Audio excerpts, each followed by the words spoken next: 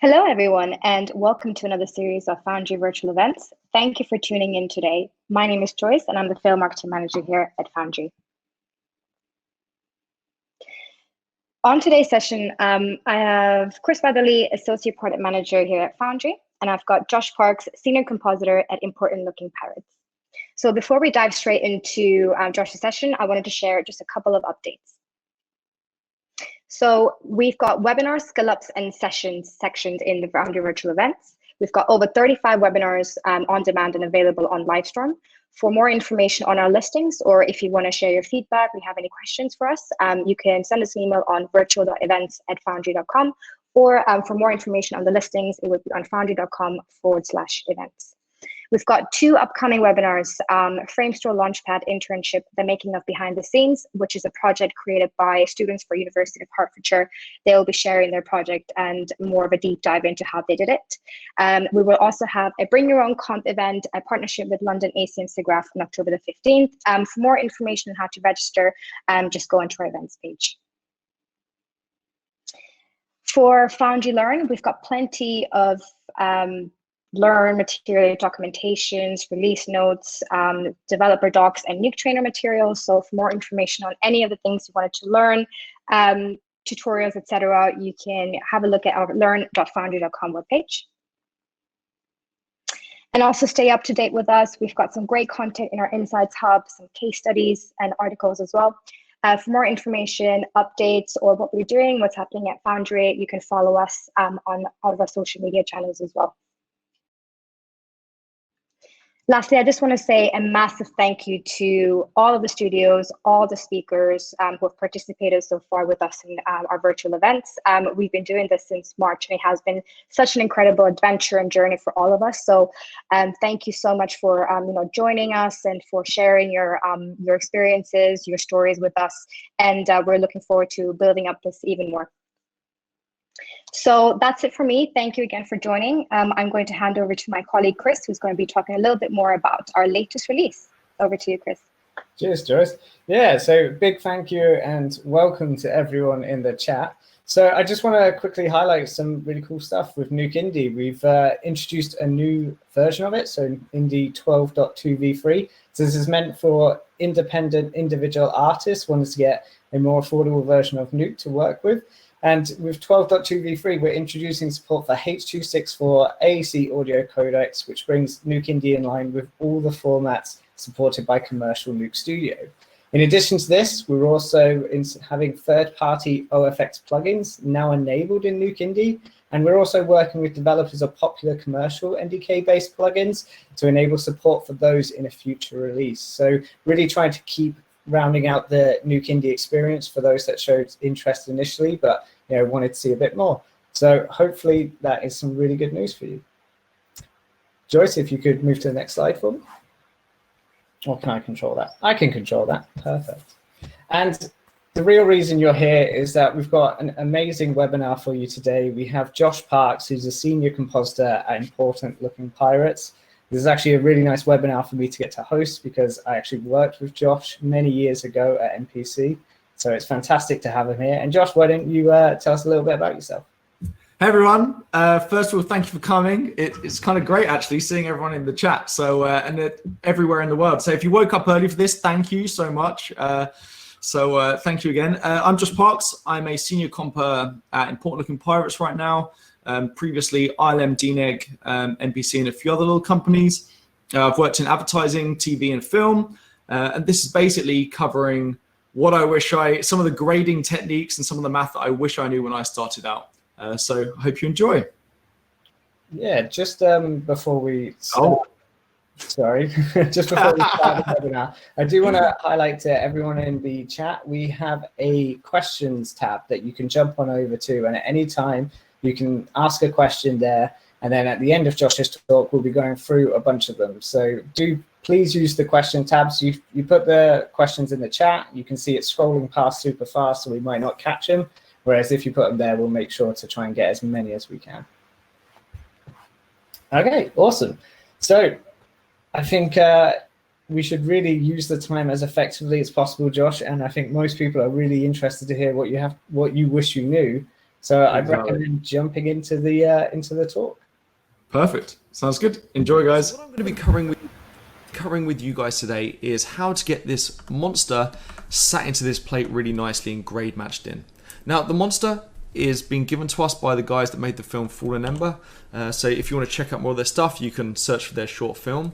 And I'm going to be covering basically how to get this guy sat in, showing you a simple kind of process in order on what we're going to be looking for and what we're going to be trying to change to match it. I'm going to be giving you a way to magnify those changes so that you can really make those pinpoint little adjustments to make sure it is really, really sat in, so that you can really get it looking like it's kind of in a top-end film. I'm going to show you those techniques.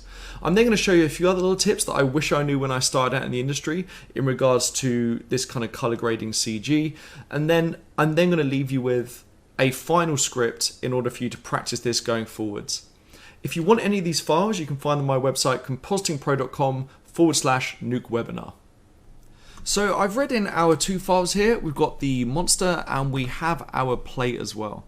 Now you can find these on my website, compositingpro.com, if you fancy kind of having a go at doing this yourself. And I really would play around with these assets. They're pretty good assets, and they're just a really good thing to practice on. So let's have a look at our read node here. So we've got a red, green, blue, and alpha channel. And we've also got this little dark green box in the right hand side here. So what does that dark green box actually mean? Well, what that is basically Nuke's bringing something in. There's something in this multi-layer EXR that Nuke doesn't recognize. It can't put it in a depth pass, or it's not a motion vector pass, for instance. So what we can do is, if we go up here, you can see these are all the other channels we have in there. And that's what Nuke's referring to when it gives you that dark green box. Whenever you see it, there's some stuff in that EXR that Nuke doesn't quite recognize. So we could hit page up or page down to just flick through those and see those a little clearer to see exactly what we've got, which is okay, but there's a better way of doing it. The Foundry has given us a node. So if we write layer contact sheet here,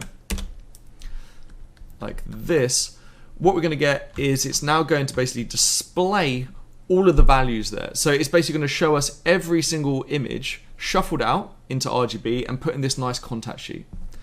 And there you go. So this is everything that's in this multi-layer EXR in those channels there. That's dark green. So that's fine, but Steven Spielberg might call you up at 2 in the morning and go, because he's in the US and I'm in Europe, so that's generally what happens, some stuff like that. So now we've got this kind of, like, let's say, so, okay, I want you to kind of change the color of this orange here. So you'd have to go through, page down, okay, let's see what passed that in. Well, we've got the layer contact sheet, which is great. But we need to see now the kind of label behind it, right? We want to know, okay, what is the actual pass called? So if we hit show layer names here, and I'm just going to bring this up a little bit, you'll be able to see here that now we can see, okay, look, I need to change the RGBA light group 3. So we can go here, RGBA light group 3, and there you go. Now you can see that information. Okay, that's the channel I need to change. Now, I'm not really going to be covering how to change channels today. I'm going to be covering the general kind of grading and matching into a plate, just the first kind of step in regards to that. But that's how you basically do that. And now you can see that you've the pass that you want to change, and you can now go in and change that. So when it comes to grading, let's merge these two guys together. So there we go. There we've got our monster there, and he's over the top. And we just need to do a little bit of setup basically before we can actually start grading this in. So let's have a look at our monster again. Now, what we can see, first of all, our formats are slightly different, as you can see, so we'd probably want to put a little reformat in there, just so they're now the same format. There we go. And you can see on the edges here that we've got this kind of, you can see it's bright, or actually, let's bring this down. So you can see here that it's this kind of grey colour here, and it's slowly that grey colour gets dark towards the edges. Now, in the real world, that does not happen, right? You don't look at a tree and go, oh, look, the edges get darker the closer they are towards that edge. The brown colour doesn't slowly get darker towards the edge, right, on a tree. And that's the same with everything in the real world. So what is that? Well, that's basically an aliased edge, and that's just to help this guy sit into the plate a little better, basically. Now, because of this, when it comes to grading, Nuke's going to think that, well, come back to my analogy with that dark tree towards the edges. Nuke's going to think that this monster here gets dark towards the edges. But that isn't the case at all. So we just need to undo that aliased edge before we start grading this. So let's throw in an unpre-multiply node. And you can see now, wow, okay, look, that's how the real world is, right? Like it's exactly the same color as it gets towards that edge. That's how things are in the real world. And it looks pretty jaggedy and crude, but again, that's how it would be in the real world. That's what those colors would be. Now, what the unpre-multiply is doing, for those of you that don't know, is it's basically just doing this value, the red value, divided by the alpha. Then it goes to the green divided by the alpha and the blue divided by alpha. And when it does the red divided by the alpha, it then takes that result and puts it in the red channel. So you can see that these numbers change here. And that's because this is the result of that dividing, this number here. And it does that for every single pixel. So it just goes along and does it for every single pixel. So let's do a bit of this. So, because I might be lying to you now, so let's prove it with a calculator. So let's view this, and we're going to work out what this pixel will be when it gets that unpre-multiply. So you can see it goes to that value. So what is it doing? Well, let's put the value in. So we're going to do 0.05170 divided by 0.26840. And what that is this value divided by the alpha value. Let's click this, equals 0.1926. 0.1926. And then we've maybe got it. Maybe there's like some values after here that we haven't got in there, but that's pretty close, right? So that is what it's doing under the hood. It's just doing that, and then it's doing the same for the green, and then it's doing the same for the blue. So that's all the unpre-multiply is doing. Now, for those of you that don't know what the pre-mult does, what the pre-mult does is it does the opposite. So what's the opposite of a divide? Well, it's a multiply.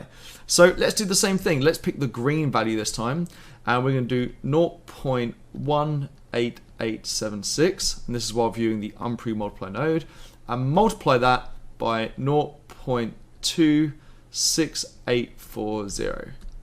0.05, 0.05.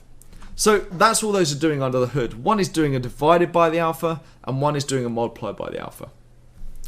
Now we've got our image unpre-multiplied. If you guys wanted to muck around with your parsers at all, the problem we have right now is it's great. Okay, we've unpre-multiplied by this, but if we go here, you can see we still have the aliased edge on all the parsers in the image.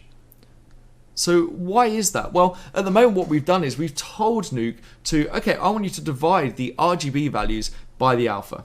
Well, that's not what we want. We want to divide everything by the alpha. And there you go. Now all of these parsers will be divided by the alpha. So there you go. That's always important to make sure if you're going to be playing around with those parsers, or whenever you see that dark green box, I would always set that to all, just to make sure you're unpre-multiplying everything and getting it in there. So now we've got that, we just want to now finish off our setup so we can start grading. We're going to put a copy node in, and the reason why we do this is we want to copy in the original alpha from up here. And the reason why you do this is because you don't want to muck up the alpha. We're going to, in a minute, do some grading here and some kind of like adjusting around, and you don't want to accidentally screw up the alpha channel, which then screws up your edges and everything. So this is just a really great way to kind of idiot-proof yourself. And let's say you've been doing some long hours and you forget something. Okay, now you can't screw up that alpha. So then what we need to do is we then just need to pre-multiply that to then apply that cutout back over. So to apply that kind of nice alias edge, apply the alpha to the image. And the great way as well, by the way, so let's have a look at this. So as I was saying earlier, how the pre-multiply actually multiplies the color channel by your alpha. Well, that's the reason, by the way, that all these values here don't change when we're pre-multiplying, because anything multiplied by 1 stays the same, and anything multiplied by 0 ends up at 0. So that's why these values stay the same, and all the fun stuff happens on the edges. And the reason why these get darker is because anything multiplied by something less than 1 is always going to bring the value down. So if you multiply something by 0.5, it's going to half the value, which is close to 0, therefore it gets close to black. So there you go. That's basically the setup and how we're going to be, what we're going to be using in our future lesson to grade this guy. Now we have our setup done, what we're going to be doing is we're going to be diving into that grading. But first what we want to do is we want to exaggerate the colors and exaggerate the brightness and exaggerate the dark areas in order to just help us match this stuff. So what we can do is put a little dot node in at the bottom here. And I'm going to make 3 nodes. So first we're going to make a saturation node. And if I hold down shift, select this dot node and hit Y, it will automatically connect that up for me. That's a really great trick. If you have a big script, to save you kind of like dragging this guy all the way up like this, which is what I used to do before I knew that. Just select this, hold down shift, select that, and hit Y. Put a grade node in. And we're then going to put another grade node in. So I'm hitting G on the keyboard with my cursor in the node graph here, shift selecting this and hitting Y to connect that up. So you might be wondering why we put these in. Well, think of these as kind of a microscope. At the moment, we're viewing this image and we might be able to see some values that we need to change, but it'd be really great if we could exaggerate this stuff. A little like looking under a microscope, it's exaggerating all the movement, right? It's exaggerating the size, everything. And we need to do the same. So this is going to be exaggerating the color. So if I bring this up, you can start seeing how kind of warm this guy is compared to the surrounding values, like the values in the plate. Let's go to our grade. We're going to put 5 or 4 or 5 in the game. And now this allows me to see those shadows. So you can see how dark this is compared to here, right? You can really see that. It really exaggerates it. And then this one here, we're just going to bring this all the way down to allow us to see the highlights. And you can see, if you kind of, this might be hard to do on the recording, but you can see here how this is fairly bright compared to here. It's a little brighter than this. And you might hear a lot now. When I was studying this stuff at university, I remember hearing like, "Oh, just match to the plate," and it's like, yeah, that kind of makes sense because, like, yeah, that makes sense because I'm trying to sit this into the plate. But what does that actually mean? Well, you always want to be matching the colors to the plate, right? So like, okay, look, this guy's a bit blue here, so he needs to be a bit bluer, and this is what they mean by matching to the plate. You always have to refer to a material or something in the plate. So for instance, down here we have shiny rocks. This guy, this monster's maybe like a wood material. So the wood is probably going to be less shiny than those rocks. Therefore, I would expect this guy to be less bright than the rocks. Okay, now we have a look here. Okay, so what color is this wood's texture? Am I expecting it to kind of be browner than the belt he's wearing, for instance, or this bit here? If he's browner than here, then he needs to kind of match this color and then get a little bit more brown. Like, do you see what I mean? So you always have to be having something as reference to your plate in everything you do. And that's just going to really help you. Your comps will get way better if you start doing that. And you have to treat every single shot like its own thing, because in one shot, for instance, this material here might be a little bit more tinted purple. So therefore you need to tint your monster a little bit more purple in order to match it closer to that sleeve or something. So once we've got these exaggerated, now we can start going in and actually doing our grading. So some of you might instinctively kind of go towards a color correct node. So if I'm honest with you, most of the high-end places we don't really use color corrects. The reason why is because, number one, we have a contrast slider here. I've got no idea what that contrast slider does. In my world, gamma is your contrast. So I'm not quite sure what that contrast does. For me, like, there's no colorist ever that's got a contrast slider. It's always kind of lift, gamma, gain. And the second reason why as well is these ranges here. So for those of you that don't know, the shadows, the midtones, and the highlights here, what they're doing when you drag these sliders is they're only affecting the values that fall into this area.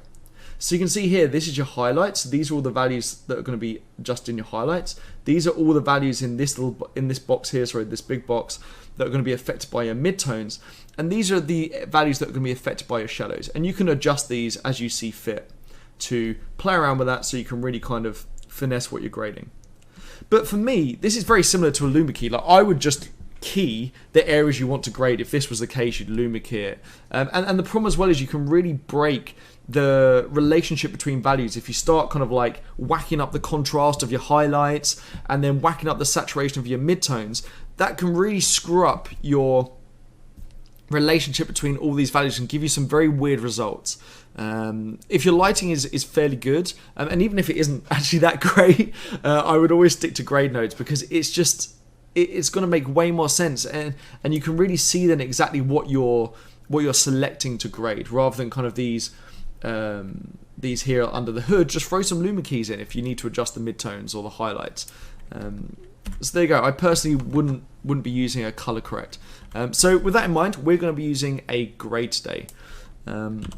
So for those of you that have used grades before, you might expect me now to kind of like, okay, select my black point, let's go here, and then we go into our plate, and then we'd maybe select our lift and sample here, and then you get these people kind of expecting that to then sit in. Now I've kind of rushed that. No, I haven't done that properly, obviously, but that's never going to work, basically. That's never going to make this guy sit in. And the reason why is because there's way more stuff happening in there than just black point and white point matching. There's contrast values, there's the warmth in the highlights, or maybe the coolness in the highlights, and there's matching your black values exactly to certain areas. For instance, some of these areas may not need to be that dark or that bright in the black values. And the other thing as well is the problem with this, the main problem with this, if I'm honest with you, is if I sample a black point, which let's say it's this one here, and then I sample a lift, every single value that's underneath this value I've just sampled will now be clamped at 0. So what happens is you're basically losing information now if you do it this way, because you can see the grade node by default has a black clamp on. If that isn't on, now your values that are kind of hit with that black point will basically now go to negative values, as you can see. The minute I do this, now they'll end up at 0. But now what you've just done is you just clamped off all this detail. So unless you really pick the very, very, very smallest value in your whole image, which you could do, then it's just going to completely clamp off some nice details that you may get. And your CG may be incredibly underlit, which means, well, let's say you clamped it and then you feel like, oh wow, I need to brighten this guy up. Now you're going to end up with this kind of obvious banding because you've just clamped a load of values that should be brought up. So hopefully that makes sense into, number one, why I wouldn't use color corrects. Number two, why I wouldn't do the whole kind of like black point sample, then lift, and white point sample, then gain. So in the next video, what we're going to be doing is I'm going to be showing you exactly what I would be doing in order to match this into our plate. I've shown you how not to do it. I've attacked some color corrects, and I've attacked kind of the lifting and the white point and the black point. So how would we do it? How should we actually do this? Well, let's put a grade node in. Let's start actually sitting this guy in. First of all, when I'm matching something to a plate, I always want to match the contrast. Now, other people may have different ways of doing it. I'm just going to kind of show you my method that seems to work for me. So you always want to match your contrast. Now, what is contrast? Well, contrast is just the relationship between your brightest value and your darkest value. Now, if I put these in, you can see that the monster is kind of fairly contrasting. See, this is the brightest value and this is the darkest value. This is the darkest value, and you can see that bright and dark are further apart, I'd say, than this bright and dark, right? They feel kind of closer together, these two, than these two. So first of all, we need to remove that contrast or have less contrast in our CG. So what we're going to do is gamma is your contrast. What you'll generally hear is if you need to reduce the contrast of something, you'd gamma down, and you can see it gets darker there, and you would then gain up. So that's generally what you'll hear. So you have to kind of, all of these settings I'm going to show you today will always adjust something else. So you kind of, it's a balancing act between all of them. And if you want to reduce the contrast in this, as we do, we'd gamma up, and it's going to get brighter and less contrasty, as you can see. This is very contrasty. Gamma up just a little bit, and then gain down. And what I'm doing when I'm gaining down is I'm just trying to kind of sit the brightness in again. So let's gamma up a little bit more. And what I'm trying to do is just get it so that it's feeling like the relationship between these is a little better. So let's turn this on and off. And you can see that starts feeling like the contrast is closer, right? You can see instantly, by the way, if you reduce the contrast on something, it will push it back in depth. You can see the minute I do that, it's now pushed back in depth. It feels like it's kind of sat in there. Whereas before it feels like it's almost popping out the mounting. And now it's sat back in there. Now again, I might need to adjust that later on, but for now, that's good enough. That's good enough for a first pass. Then what I do is, next up I like to do kind of the highlights. Your highlights is your gain. So if ever you need to adjust the brightness of something, that's your gain. That's this one here. So let's go in and have a look at that. So what I could do is, okay, I could kind of play around with it here, but even better, let's look at our really dark one. And we can even go a bit darker, and we can view this, okay? And as I was saying earlier, like, this is a shiny path here. So should this be brighter than here? I actually think it should be. If this was kind of like a wet kind of mountain, as I think it looks like, then I actually think it should be kind of shinier than here and a little bit brighter. So let's have a look then at that grade. And you can see I can barely see these two things. So this might be quite tricky depending on the screen you're on, but hopefully you can see that this is just a touch kind of brighter than here, but I want it to just exaggerate that a little bit. So I'm going to bring the gain down ever so slightly and go in and view that. Okay, that feels quite nice. That feels pretty good for me. That feels pretty good. I mean, I may want to bring it up just a little bit in case he feels like he's almost kind of too sat into that mountain, but that feels pretty good.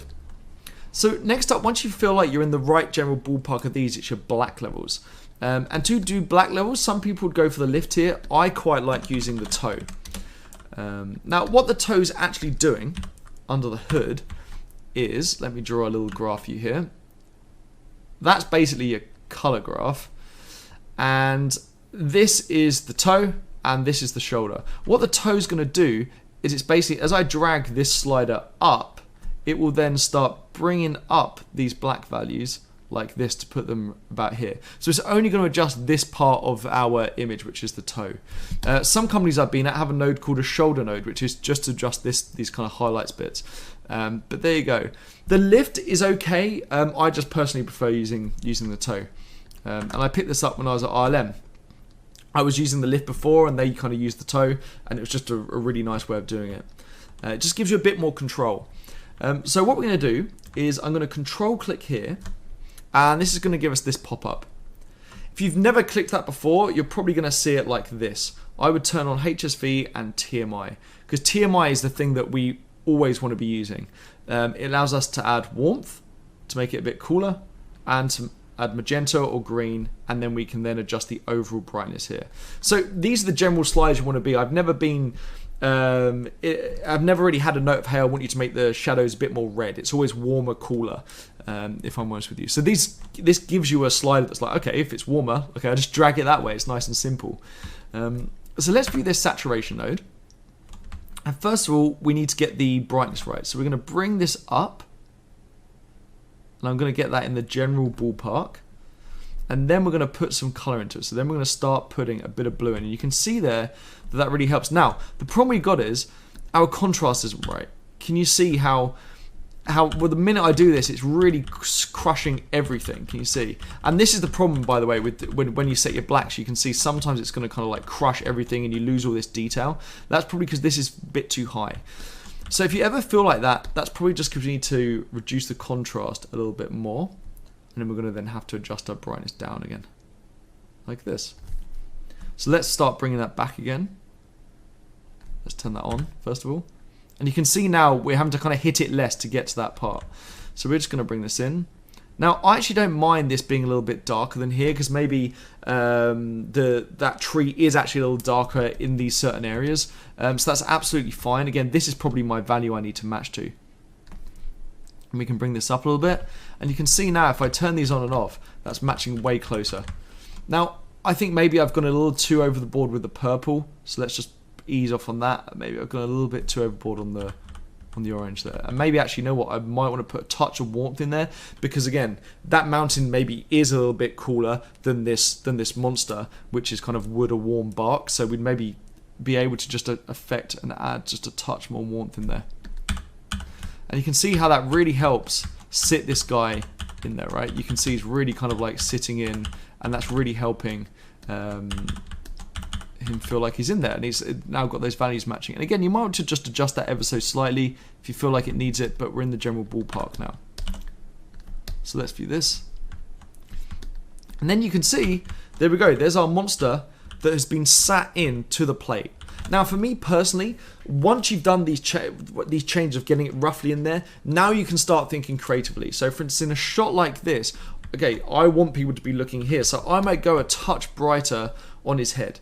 In that case, I'd maybe just want to add a touch of contrast back and just bring that up ever so slightly in there, just to kind of help him pop out just a little bit from the mountain. You can see now he's not popping out quite so much.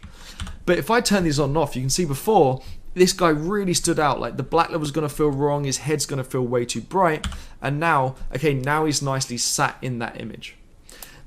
Now, if you felt like, okay, that's okay, but I want him to actually be a little bit warmer, so he really pops out even further, let's hit Control in our gain and the color wheel, and that's going to pop out this same thing.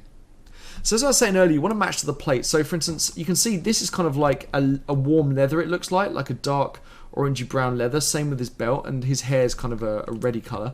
So I can use that to maybe as a reference. So for instance, let's go back to our saturation.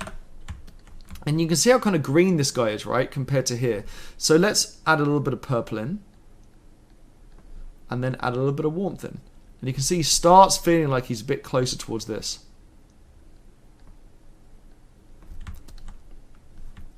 And let's view that. And there you go. Now we've got it so that he's kind of no longer that blue color, but he's kind of feeling more warm. And again, you could totally adjust this afterwards, by the way, if you feel like when you're viewing through the saturation, I think it's matching, but when you're viewing here, you still feel like it needs a bit of adjustment, then feel free to kind of go in there and really adjust this stuff.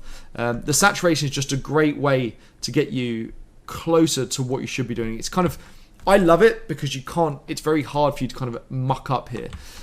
It's kind of nice and easy. Okay, look, that clearly isn't matching that color, and that's clearly a bit more blue, so maybe we'd pump a bit more blue in.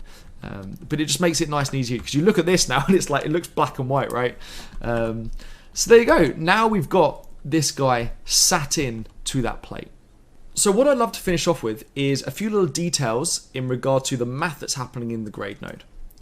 So if we have a look at this, you could see here that I was kind of adding some color in here, and then I was leaving everything else the same. I was just adding the color in this bit. What you'd maybe want to do, a kind of a better way of doing this, and I'm going to just bring this over like this again, is to actually, now let's just get this in the general ballpark. And you can see here that I'm dragging that gain down to get it back there. Now before, what we did is we added our color in here. And that's fine. Let's say we've graded that in to match that. Now, what if someone says, okay, that's fine, but I now want him to be half as bright, let's say. Well, the problem is half as bright would basically mean you'd have to half this value, and this value. And that's okay. That you could totally do that. You could maybe do a calculator or add an expression or something to be able to do that. But there's a better way. And what you can do is actually just set this multiplier to 0.5, and there you go. Now you're going to have half the brightness in that image. You're going to actually have done that math there. And I can prove it to you. So I'm going to put a grade node in, plug it into our plate, and I'm going to set the gain here, let's do this, to, let's set this one to 3. Perfect. Now I'm going to put another grade node in, and I'm going to set the gain to 6 and the multiplier to 0.5. And these two images will look exactly the same, as you can see. So why do they look exactly the same? Well, it's basically because the gain and the multiply are doing exactly the same thing. This is doing a multiply, and this is doing a multiply. So for instance, let's put another grade in. If I set the gain to 2, it's just gonna, if I sample this value, you can see that this is doubled. That's all it's doing. If I put 4 in, it'll be multiplied by 4. That's all that's doing. Same with the multiply here. If I put 2 in there, it's going to do exactly the same thing. But I can prove it to you. Putting 2 in the gain instead. So we have a node here, 2 in the gain, node here, 2 in the multiply. They look exactly the same. So they're doing the exact same thing. So why is it that the Foundry have done that, right? That seems really bizarre. Well, it's actually because how this works is the grade node works down. So if I put a number in the black point, it now does that math and then moves to the white point.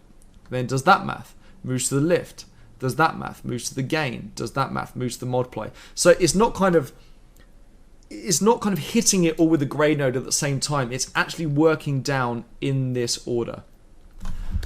So what you can do, and the general kind of practice that I like to use, is I like to add my color to the gain, and then I use my multiplier to adjust the brightness. So again, so we can do that, we can add our color, and then use the multiplier then to just dial in your brightness if you feel the need to. And that's just a really great way to do things and keep things separated. Because now if you do get a note of, hey, I want it to be 20% less bright, then you can just, I mean, if you really want to do this, you can just add an expression, and then you can do 0.9 multiplied by 0.8, right? And then that's going to give you 20% of that number. And there you go. So that would give you it exactly. And now you can still adjust your values here. I'd maybe want to turn that off, but you can now adjust your values here in regards to your color. And you can see here I can just flick around my color, and then we can then adjust our multiply here. So there you go. One other trick I'd like to show you is in regards to the contrast. So what you'll see is as we gamma down and gain up here, not only is the contrast increasing, but you can actually see that the saturation is kind of increasing. So you can see, wow, look, that's getting way more green, and wow, these are getting way more blue. And you may not want that. It's a real issue if you feel like you've sat in something into a plate, let's say this guy, and you're like, wow, okay, now I need to add some contrast. So you maybe throw another grade in, adjust the gamma there, and wow, okay, look, now the colors are really popping that I've just matched. Well, what we can do is we can actually use a different color space in order to help us out with this. So let's put a color space node in, and we've got linear in, and we're going to then flick to HSV. And now your image goes into sort of like crazy disco mode, which might be a look, who knows, maybe the client loves that, but not for this image. Now it's not going to really sit in. So what is this? Well, this color space in the red channel is putting the hue. So if I hit R, this is the hue. So what color is each value? In the green is putting the saturation, so how colorful is each value, is each pixel. And in the blue is putting how bright is each value, so that's the value, and it's just how bright it is. Now think about it, when it comes to contrast, we basically just want to adjust the brightness. Like we want to adjust the contrast in the brightness, not the hue. Like we don't want to exaggerate the contrast in the hue or saturation. So what we can do is once we're in this color space, we can select our grade node that's adjusting our contrast, turn off red and turn off green. And now we're just adjusting that brightness. And then we put another color space node in. In fact, actually we could just copy this one, paste it underneath and do swap in and out. And now if I grab another grade node to the side, just so we've got a bit of a comparison here. Actually, you know what? I can literally just grab this. You should see that if I view this one, the image is getting a bit contrasty. Let's brighten up so it's a bit of a fair example. See, this is getting a bit contrasty, but it's also the values are getting more saturated. If I view this one, it's getting brighter, but my values aren't getting more saturated now. If I view the original to here, okay, that feels kind of pretty close. Yes, it's getting brighter and a bit more contrasty.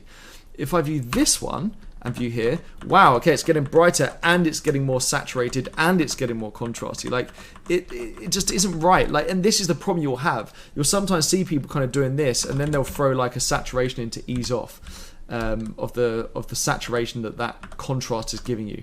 But you don't need to do it. All you're gonna do is flick to HSV, contrast or gamma, just the blue channel there, and then flick back again. And now you're in a really nice space where if you really want to go nuts with this, now you can end up, and it's fine. Like you're not going to blow out the colors. Whereas if you were to do that here, the minute you do this, you're going to start really, as you can see, like the colors just go nuts on it. So that is another little quick trick whenever you're doing color grading. Something I wanted to leave you with is a setup that I like to give to the students that I teach one-on-one online. And what I get them to do is I basically get them to do this about 4 or 5 times a day for around 2 weeks, just to make sure they're really kind of practicing and getting their eye in, so they can start really spotting this stuff. Now, what we got is a mountain range image here, and you can see we've just taken our monster and we've got 3 of them in there. We've got 1 in the foreground, 1 in the midground, and 1 in the background. And you can see back here, the contrast is fairly different compared to here. The brightness is different.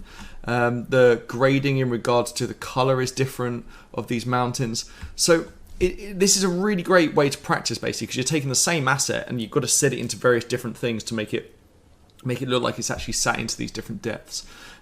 So this is all on my website, which is compositingpro.com. If you do /Nuke webinar, you'll be able to download the script there. And again, this is a great way to practice. I would then swap in this background for other backgrounds, maybe another mountain, maybe a forest, etc., and just really get practicing matching that contrast, matching that brightness, matching. So what I'm going to be covering with you guys today is how to get this. Unfortunately, it looked like it might have cut off a little bit of the end there, Josh. Oh man, It's okay. Well, if anyone's got any questions about the dramatic ending, we'll do a part 2. Well, I mean, do you remember what you were going to say? You could try and it was going to be. I was literally about to teach everyone how to use the auto composite button in Nuke. So unfortunately, like that, and that would have wiped everything out that you needed to know. But I mean, if I'm honest with you, it would have just been a case of like practicing comping that CG into loads of different backgrounds. I think as long as you understand that, then you're good. So yeah, so I would grab that Nuke script and just start practicing it. So yeah, that was a really great talk. It was really nice to see how to approach grading from, I don't know, for me, from some new perspectives. There's things that I learned when I was beginning doing the comp work and how I'd grade, and it was very much just put it into the red channel, put it into the green channel, and just try to match grayscale to grayscale. It was kind of like doing. Whereas it felt like there was a lot more arsenal in the toolkit there to be able to workflow. The thing is, I think the reason why this is called like what I wish I knew is because when I started out in the industry, people are just telling you to match the bloody plate, and it's like, okay, that of course I get that. I get that it's going to look like it's in there, but you basically need like a step, right? You need to go through a set of steps and to know then, okay, if I just follow this, it'll work. And that's what that was. So hopefully you guys found that useful, because that's literally like the mental checklist I use whenever I'm setting something in. And that is honestly like that, and keying skills are like two of the most fundamental things. It doesn't matter if you know deep, if you can't grade in your stuff into a plate, it doesn't matter. Like that's the fundamental stuff of being a comper. So have you built similar skills for the different workflows for things like keying, for things like tracking there, where you follow a process that you sort of just picked up as you've gone along learning from other artists? Yeah, for sure. I think, I mean, that's the advantage of being in the industry, right? You can kind of steal your ideas from the best people and then just grab what works and then try them out. And I think that's the intimidating thing when you start off, because there's so many different techniques. You don't know which ones are right and wrong. So this was all about kind of like giving some checklists. And yes, I do like keying, for instance, is always, I really love additive keying, and that's like my go-to. So with keying, I always make like the perfect cling plate I possibly can. And then that just then makes everything super easy. Now that's not necessarily saying that's the right way of doing it, but it's just, you need a process. Otherwise you can go nuts with it, right? There's so many different ways of doing stuff in Nuke, as you know. Yes. You need to have like a mental process of how to deal with stuff. I definitely agree a process is really important. Do you ever find, though, that maybe you get locked into a process and there might be a better way to solve it? Like, how do you make sure you're not trapping yourself into only ever exploring one solution? That's very true. Well, you do that because, so it's all about systems. So you got to like, so I started out NPC and I used to go in half an hour every morning. Well, we both started out NPC, but I used to basically go in like 30 minutes early and just look at other people's Nuke scripts. And I still do that now. Like I literally, because the great thing is, if you're working on a sequence of shots, most of the shots are kind of going to be similar, especially in TV. So you can see how each person's tackled that problem. So I'm constantly like importing other people's scripts in to see how they've done something. But you're right, like, so I really hate edge extends, for instance. I really hate them. And today I was dealing with some tech fixes, and I could probably have edge extended it if we'd done it. It would have fixed it in 10 minutes, actually. But I just can't use them. But anyway, you're right. Like, you definitely can get stuck in your ways, and most artists will. And it's important to kind of, I try to come up with systems to make sure I don't, basically. Otherwise, you kind of stop learning once you can do stuff.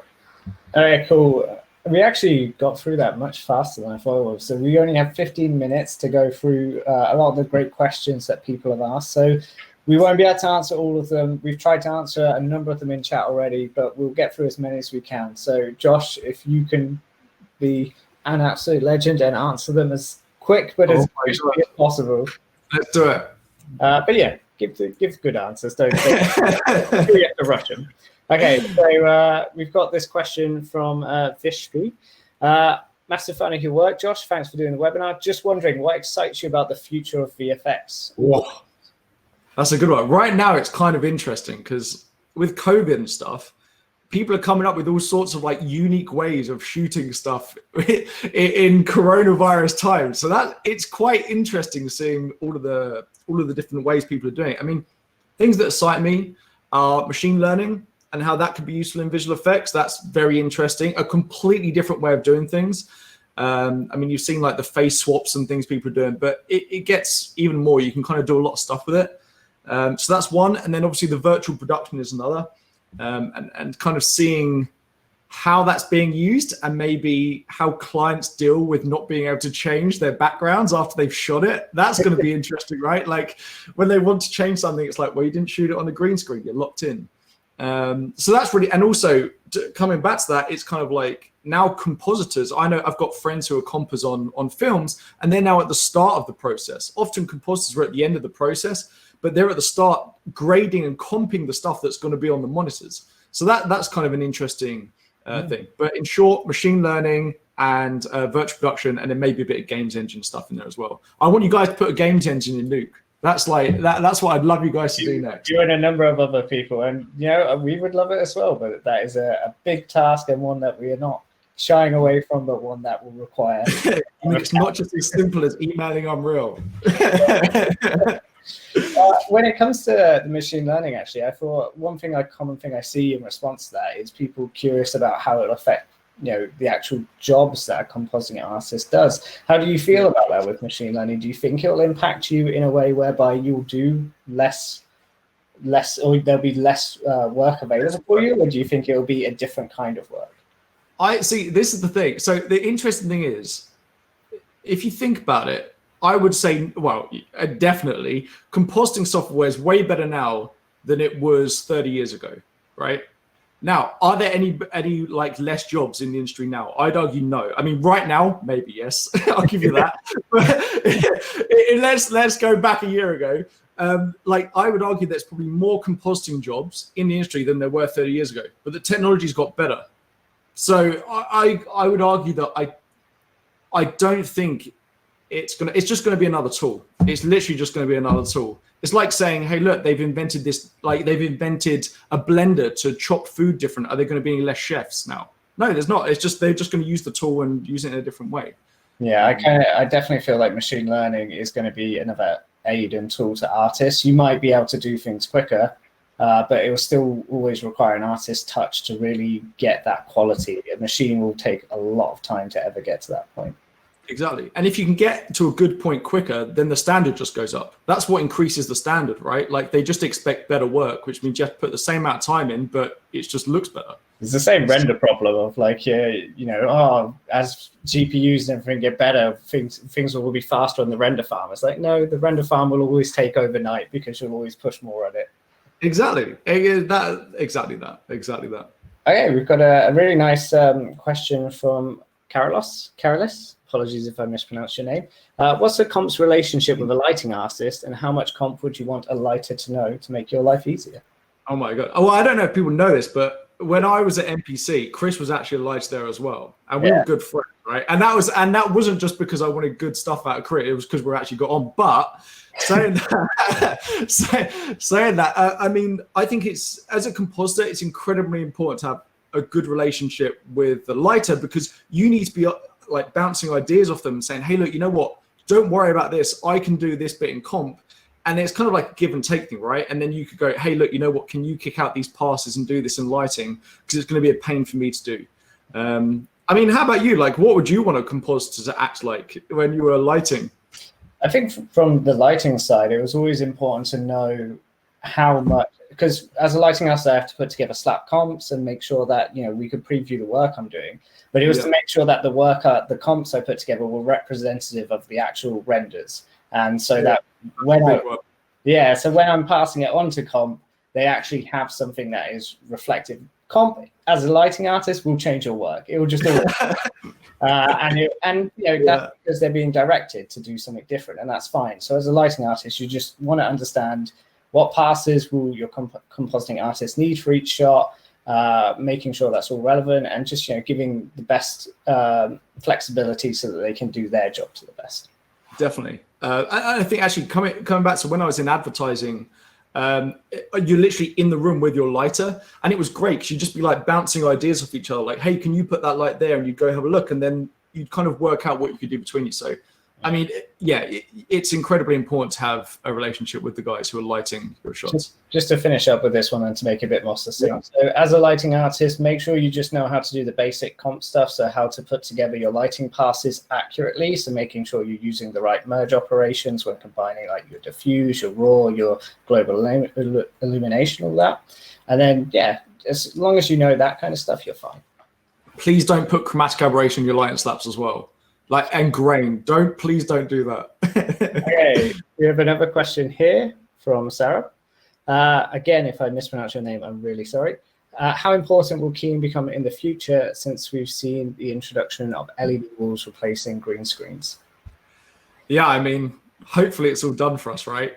But again, it's kind of going to be more down to the relationship that, like, is the client okay with taking what they have on set? Sorry, what were you going to say, Chris? I heard that because Mandalorian is obviously the best example of this, or one of the best examples. But I heard that there was a lot of edge issues, even with the LED walls that had to be fixed in post anyway. I mean, there used to be issues where you could see the individual LEDs, and they'd put, like, on Star Wars, they were putting like diffusal sheets kind of over it because you could actually see the individual ones when you got close up to it. I mean, that wouldn't surprise me that you have to do something like that. But if you knew the pattern, I'd imagine there's a procedure way of getting rid of it, potentially. I don't know. Again, I think it's still going to be important to be able to key. I'm still waiting to be able to key in depth. That's going to be the dream. When you've got a camera and you can key in Z depth, which we were trying out on The Martian because it was a stereo show. But anyway, sorry. Yeah, no, I think that's a really important. I also think it's important to note that while LED walls will definitely become more prevalent on big shows, there's a number of projects and shows that will never have access to that, or won't have access to that technology for a while. Or there'll be big shows where using that technology won't be the most practical or cost-efficient way to work on the set. So you'll always need a green screen in that instance then for the kind of work you're doing. So I don't think it's a skill that you should throw to the wayside. I think you should get at it. Yeah. Well, and also there's only going to be a certain amount of those facilities to do it. So as you said, like, there's only going to be a certain amount of productions that actually can have the ability to work on those. So yeah, you're definitely going to need to do green screen keying, unfortunately. Sorry about that. Okay, let's see what else we've got. Okay, we've got an interesting one here from Panagiotis. For people who haven't worked with footage from Red or Ari, for example, what's the process of finding out the correct color space based on how something was filmed, and provided that no one actually gave you that information beforehand? Oh, that's a tough one. I mean, metadata. That's when you just hope you put a Nuke view metadata node and hope that in the image sequence it's all in there. If it isn't, then you kind of take a stab at what you think it was shot on. But I would always email, like, color space. If you get color space wrong, it screws you up. It has kind of like exponential issues down the line. So I would be sending emails to everyone and making sure they understand how important it is. And also, worst case scenario, view metadata is the thing to do. Or even what I've had to do before in ads is find photos that were shot on set to try and see what camera was being used. Maybe there's witness cams or something you can see. But yeah, unfortunately. Yeah, I definitely feel like this one becomes more of a find the information from outside of Nuke where you can, because you're going to achieve that process faster than trying to guess your way there in Nuke. And don't guess, please don't guess your way. It's going to lead to a whole lot of problems when you send that file back to them. Yeah, it's not going to be good. Oh, no, we've actually got someone in the chat, Richard Smith, that said he worked in The Mandalorian and they had to roto some of the characters out of the LED screens because the director changed their mind. There you go. Well, that's fantastic. Thank you for sharing that. Awesome to hear. And awesome work, by the way. Mandalorian was such a cool show. I mean, they didn't have an excuse because the guy's basically wearing a big chrome ball, right? So if that was green screen, it's not a fun place to be. Okay, so from Bebe, how many tracker feature points are used in tracking? Are there different methods for using tracking? Now, I think tracking is such a big topic, we really won't be able to answer this in the 5 minutes, but yes, there's different methods of tracking. There's point and there's camera tracking, and you can use many different. I would recommend, if people in chat would mind sharing some good tutorials on tracking workflows, that would be really useful here. Anything you'd like to add quickly though, Josh? I can't track at all because we have a whole match move department. So I just put 300 in the features and hit auto track and hope for the best. Just 300. I think that. I did. Oh wow, maybe I need to up it now. That was a few years ago. Yeah, that's the one thing that I've never had to do. So unfortunately, I don't kind of dive into that too much. Yeah, I would love to give you more information right now, but I really don't think we'll be able to give you something substantial. But I will say there's a lot of fantastic resources out there already on tracking. Josh, I believe you actually have know of a good website that has good recommendations for tutorials? Yeah, maybe I should use it to learn how to do tracking, right? So, me and some friends, we basically set up a website so that if we find good free tutorials that are kind of industry standard, they're not kind of this weird, odd stuff that's just teaching wrong stuff. It's nukecompositingtutorials.com. And it'll then we've got it kind of so we just tag everything. So you can have a look there and see if there's any kind of like match movie stuff. But yeah, if you're wanting to find tutorials that are free, we're putting the good ones we find up there. So yeah, it's worth maybe checking out if you want to. Great. I can't actually share this question to the screen, I don't think, because you answered it inside the question tab. But when did you use a color correct, if ever? Yeah, I don't use color corrects at all. And most people I've noticed when I was at DNEG NPC in Ireland, we didn't use color corrects. We just use a grade node with a keyer. It does exactly the same thing. And it shows everyone as well what you've done. So the reason why is because you want to be showing, when someone opens up your Nuke script, you want them to be able to see what you've done. And if all your keys under the hood in that color correct ranges tab, they can't see what you're changing. So yeah, I'd always suggest going in and just using a keyer with a grade. Great. Okay, we've got one from Noah. What's your process if there is a lens flare or other imperfection plate that should be obstructing the CG? Yeah, so you basically, I mean, you basically just have to remake it using optical flares or Nuke's inbuilt flare node. Try and remake the flare and then have it lining up and put it over your CG. I mean, you can try and road it off the plate, but you're always going to get the background contaminating. Maybe you could try and do a difference matte as well if the flare's moving, and maybe you could try and do a difference, make a clean plate without the flare and difference it. But in my experience, you just kind of have to remake it. And complain a little bit to the compers next to you. That's kind of it, unfortunately. It's doing a really good job. Fantastic. We've only got 3 minutes left, so I'm having to just scroll quickly and be selective. So Jennifer, what are the best skills to showcase on your showreel? Great question. So for a compositing showreel, 3 shots: keying shot, a projection shot, and a CG integrated into a plate shot. Those then cover kind of like everything you need to show off as a compositor. You might want to add some roto prep in there as well, but a lot of the roto prep jobs now with TV, there's way more junior comp roles, and people are going, like a lot of students I teach go straight into junior comp roles, and most people are if they're good, which didn't used to be the case.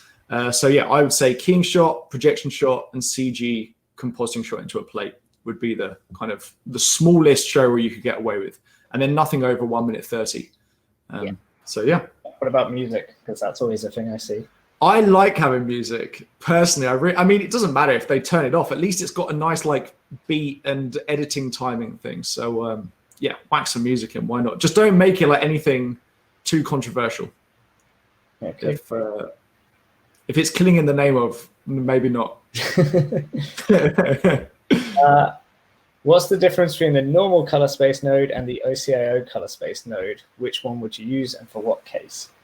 I generally use the OCIO. I mean, color space node is kind of like I use it for doing color spacey stuff. I know that's a weird thing to say, but I kind of use it to do like the HSV trick, or maybe you change your green screen to a lab color space and then try and do a key off it. OCIO node I'm using for more kind of actual color space stuff. Like, okay, this was shot in this camera, so I'm going to need to use this particular color space. So yeah, I mean, I'm sure you can talk more on that point than me. The nodes are very similar, just the OCIO node is using the OCIO color space, so the open color library, whereas Nuke's color space node is using Nuke's default library, but they achieve the same goal. It's just about what access to what color spaces you want, or what access to what LUTs you want. So yeah. Let's see. Oh wait, I'll have a look at the questions as well. Oh, I mean, I'm trying to just find ones that'll help the majority of people. Oh, someone's saying best way to move from roto prep into compositing. That is a great question.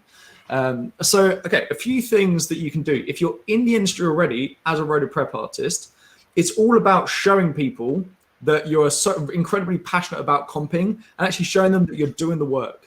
Most roto prep guys want to get into comp, but they don't actually kind of like put in the work. So if you can stay a little later at work or even ask people questions. So again, what I used to do, open up people's Nuke comps, go in there, find some stuff that you don't understand, try and work it out yourself. If you still don't understand it, in today's situation, drop them a message on whatever you're using in-house and just ask them, hey, look, I noticed how you're doing this thing in your Nuke comp. It was a really cool shot. I was wondering if you could just explain to me how it works because I'm not quite understanding it. If you do that more and more, you'll start becoming kind of known that you're kind of like really searching for this knowledge and you're really passionate about it. So that's number one, what I'd say. I'd also say practice in your spare time, because what happens is you have a show that goes mental and then they'll have to rope in rotor prep guys because they need a load of compers quickly. And you need to be able to just like turn up when that happens. I had a friend of mine at the mill who was a runner, and he was basically working there late one night, and they said, oh man, we need someone to kind of like quickly key this shot. It was like, I don't mind just sitting down and quickly keying it. And he just knocked it out of the park, and next week he was a comper. It's nuts. Like, it was like, holy crap. But that can really happen. So it's all about showing people that you're passionate, you want to do comping, and you're trying to learn as much as you can. And you do that by just kind of asking questions to compers and then following up with the knowledge. You've got to make sure you're getting as good as you can when you get the opportunity, because it will come. Something else you can do as well, if you fancy it, is you could move company and try and move into a junior comp role. It's kind of up to you, but that's another way of getting around it as well. Nice. So yeah. We can actually extend, if you have time, Josh, by 15 minutes. So hopefully we can get a few more questions. Appreciate your time so much. Oh, that's fine. Okay, so let's have a look. Oh, what utility from Max? What utility passes do you like to use? What are some of your favorites? Great webinar. Position reference, which is basically position ref is basically like, imagine my elbow, the number one is always on my elbow. So I could make an alpha channel that's stuck to my elbow then, which is really cool. Next one is position world, which is kind of like this area in space is the number one. So now if I make an alpha channel here, as I walk through it, I'll be then going into the alpha channel. You might be wondering why that's actually useful, but on Jungle Book, for instance, as a tiger is walking through the rainforest, they might come into pools of light. Right, maybe not the rainforest, who knows what the places they're in, but they might be coming into pools of light. So you'd want to make an alpha channel in the world, like imagine like a sphere in the world, and as your CG render walks into that sphere, now an alpha channel is made and it captures them, right? So then you can add light basically and fake it in comp. It's kind of nuts how much you can fake light in comp, and this is why lighters kind of end up hating you sometimes, because you can't really like play around. But luckily me and Chris are still friends, but like you can really you can really change, like, so like lighting, you can add light. So position reference, position world are really important. Normals pass is great for relighting as well.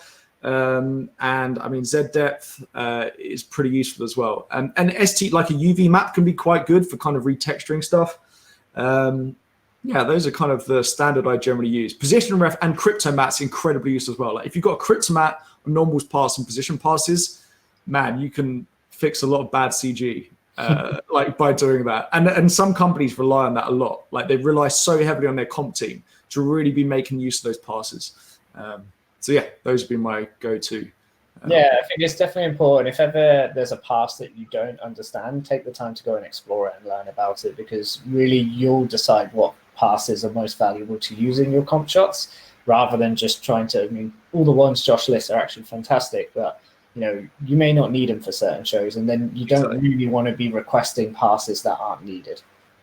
Yeah, and that comes back to the relationship with the lighter, right? Like if you can if you understand the pass, then you go, hey man, would you be able to kick out a normals pass? Because I'm going to use it to add this certain thing on it. So it's just, again, yeah, definitely understand the stuff that you're getting kicked out.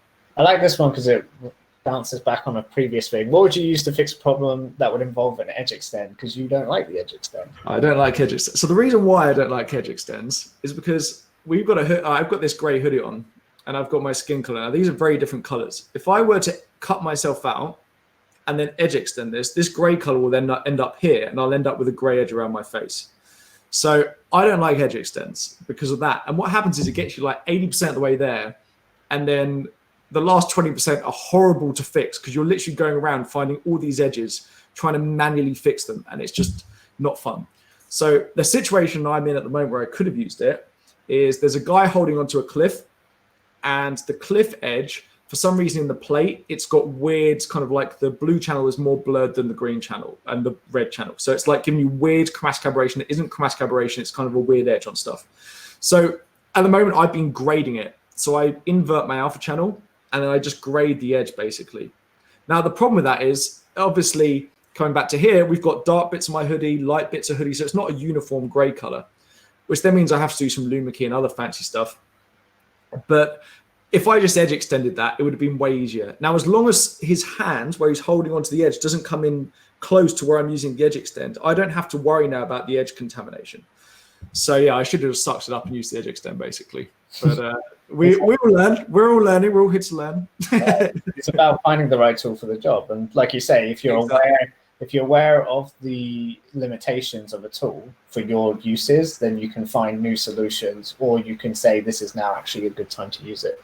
But, exactly. And a good framework, by the way, to have in your head if you are working out what tool is always start with the most procedural and work down.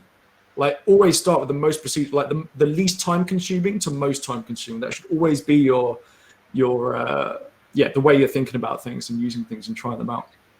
Wow, I keep trying to catch up on the questions, but new ones keep getting added. Awesome to have such great questions, by the way. We really won't be able to get to all of them now. Okay. Why should a junior learn how to match two plates when there are amazing tools out there that do it for you? Match grade, for example. Match grade. So match grade isn't going to do your job for you. You can't just click a button because there's also like that thing could be moving in depth. So now you're going to have like black levels that are changing and your contrast is going to be changing. I would do it by eye. Honestly, just do it by eye. Because if you put the match grade in as well, and the client wants it to be a different color, now you kind of got to hack some stuff and put some grade nodes afterwards. And it's just use a grade node, man. Do it the proper way. that would be, but again, maybe this is like the edge extend thing, right? So understand the match grade, but generally use a grade node. Okay, cool. We've got this one. Can you be a good and successful comp artist without also being a TD? This actually is a really good question. So in the industry, I mean, you know this as well, Chris. In the industry, you get kind of like, as a comper, you get the more creative compers and then the more techie compers. It's kind of like this balance of people. So some people are like very good at the creative and they're just kind of like amazing. They've got an amazing eye. They can come up with these incredible looks. And then some people go towards the other side where they're very techie. So they like building the tools and maybe they're a little less creative. Now, that's not to say you can be one and not the other, but that's generally what I've found. Like the more techie, there's kind of like the more techie people and the more creative people. And then people are kind of in the middle. I kind of like fluctuate depending on the company I'm at. Like I remember at ILM, I was sat next to this amazing guy and I'm good friends with a guy called Miguel, who's like an amazing comper at ILM. He does some amazing shots there. And whenever I'm sat near him or I see his work, I'm like, oh man, I need to go in the creative way. And then I look on kind of Nukepedia and stuff, and Adrian Poyer is a good friend of mine. And kind of I see his like Blink script stuff he's making. I'm like, oh man, I need to go in the techie way. So I'm constantly torn between these two things. But you don't need to be a TD at all. I would say I would focus on keying, color grading, understanding a bit of Nuke, like general math in the grade nodes and things, and projections and that kind of stuff. Like you don't need, that's kind of what you need to know. If you want to learn Python things, do it because you enjoy it. A little bit is helpful, obviously. But yeah, you don't have to be it to be a comper, and there's kind of two camps really. So yeah. Yeah, definitely. Okay, let's see. Always a tricky one for comp artists, especially students trying to skill up essentially. But you know, what are good places or ways to get resources to practice? There's Tears of Still, which is quite a good one. If you Google like Tears of Still, they released all their green screen footage for free, and it's kind of like 4K, I think. Can you repeat that again? I didn't catch it. Tears of Steel. I think it's STEEL. And that they released all their green screen footage for free. So that's a really great one. Mm-hmm. But if I'm honest with you, it is a pain in the ass trying to find, because if you're a lighter, then, or if you're a texture artist or a model, let's say, you can kind of like do stuff in your own world. But us compositors, we rely on kind of like getting the CG from someone. And like you could do the best comp in the world and the animation could be rubbish. So so this is actually a real issue. So like, and I don't want to kind of plug it, but on my site, Compositing Pro, I noticed this issue and I basically just bought projects off people. I just like went, okay, screw it. There's not any good stuff to practice on. I'm just going to buy projects off people and then kind of sell them on my website for way less than I bought them for. So, I mean, yeah, it is tricky finding some. I would say you could also team up with people that you know are lighters and things. But yes, it is tricky. I mean, that's why I would say practice on like keying and projections first, because then you don't have to kind of like buy any CG resources and plate and any of that stuff, because you can use the Tears of Steel stuff to do that. But yeah, it is tricky. I do think there's value in taking, if you have the time, because we obviously don't all have the time to do everything we'd like to, but if you can, there is value in taking a month or a few weeks to learn how to just quickly model something really simple. I always think like a robot is easiest because it's all just boxes. Texture it, rig it if you really want to. You don't really have to if you're doing comp stuff, though. You can just do the rubbish translation animation. But by learning the skills that your the people you'll be collaborating with, you'll learn more about what you can get access to from them, and you can talk with them better. I think the communication aspect of it is really, really helpful. Yes, definitely. And if you're a comper as well, go outside and shoot your own stock footage.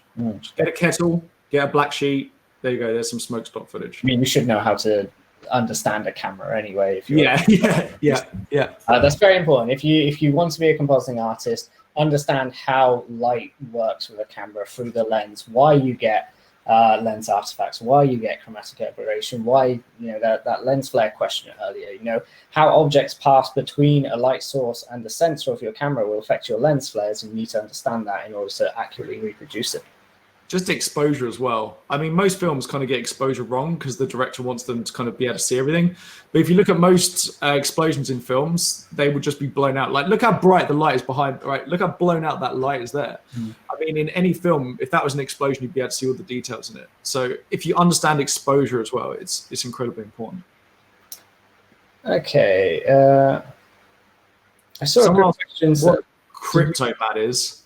So a cryptomat is basically a pass that you can kick out of a render engine, and it allows you in Nuke to use a cryptomat node, and you can then select kind of like material. And now you have an alpha channel for on Transformers, for instance. That when I was on that, we had an issue where when Bumblebee was kind of like in a blue light, he'd go green, he'd look green. So he has to be that Bumblebee yellow. So we had then used the cryptomat to select the material, everything that was car paint, and it allowed us then to have an alpha channel of everything that was that car paint yellow that we could then grade in comp. So cryptomat is just a nicer way of making alpha channels with your CG render. Check it out. It's really useful. Nice. Okay, we have one last question that we can answer. Do you have one that you'd like to pick from the list, or would you like me to pick one? I think, yeah, you go for it, man. I really liked this question from, well, the name is Letters. But thanks for the webinar. Is being a compositor in advertising, does basically being a comp in advertising require a different skill set than in feature film? Because you balance between feature film and advertising work. Yeah, it's not really. It's just the speed. And again, it's kind of that whole process where you kind of work down from top to bottom of quickest to slowest. I think in ads, you kind of hack stuff more together. So I found it quite fun because you're kind of working very quickly and you're kind of using Nuke in ways you'd never use Nuke. So I walked in one day and had to do this like confetti particle simulation. I was like, okay, we've run out of money for effects. Okay, let's just try and do it in Nuke. Okay. But it's all the same skills. A lot of it is when it comes to tech checks and checking edges and have you brought every single hair back from the plate?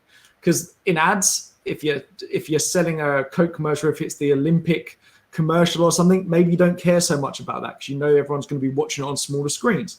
So it's mainly the difference I found is the tech check area. That's where the big difference was, and kind of comparing back to the plate and make sure you brought back all the details. Exactly the same skills, it's just you're going to maybe be asked to do some odd stuff, which is quite interesting. And the cool thing is the clients are in as well. So that makes it an added little thing there where they're sat behind you asking questions and asking for stuff. Okay, I'm afraid we're going to have to wrap up now because on the dot it will stop this session. So just a massive thank you to you, Josh, for the webinar and for sticking around to answer all these questions. And a massive thank you to everyone who joined. Is there anything to say before we cut off? Well, thanks so much for coming, guys. Honestly, it was kind of amazing kind of seeing where you're all from, which is nuts. If you do have any questions, just drop me an email or on my website. And I do kind of training and one-on-one training. So if you fancy doing any of that, then just let me know. But yeah, thanks for the Foundry as well for inviting me on. Hopefully the webinar was useful for everyone. So there you go. Awesome. Well, with that, thank you all once again. And hopefully you'll join us for future webinars and future stuff. And yeah, we're always really excited to put these on. So cheers. Perfect. I hope you guys are all staying safe wherever you are in the world. Yeah. See ya. Bye.